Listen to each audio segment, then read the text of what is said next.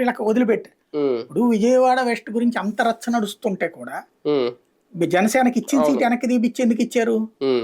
అక్కడ సుజనా చౌదరికి అకామిడేట్ చేయడం కాదు, తన మనుషుల్ని నేను చూసుకుంటాను ఎక్కడున్నా సరే అన్నటువంటి చూపించడం. ఇక్కడ తమ మనుషుల్ని కాపాడుకోవడంలో బీజేపీ ఫెయిల్ అయింది.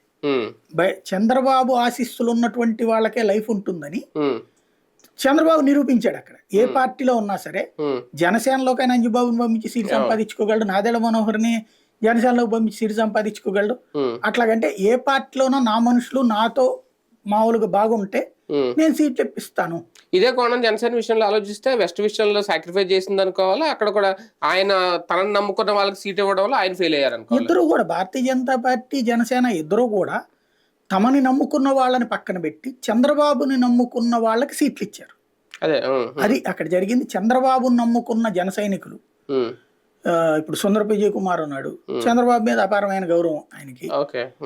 అట్లాగే ఇప్పుడు అంజుబాబు చంద్రబాబు మీద అపారం, నాదెళ్ల మనోహర్కి వేరే గౌరవం.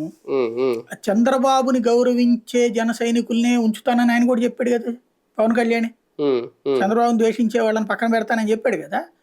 ఇవాళ సీట్లు సంపాదించిన ప్రతి ఒక్కళ్ళు చంద్రబాబు ప్రేమికులే. చంద్రబాబుని వ్యతిరేకించేటటువంటి జనసేనలో ఎవరికి వచ్చింది సీటు?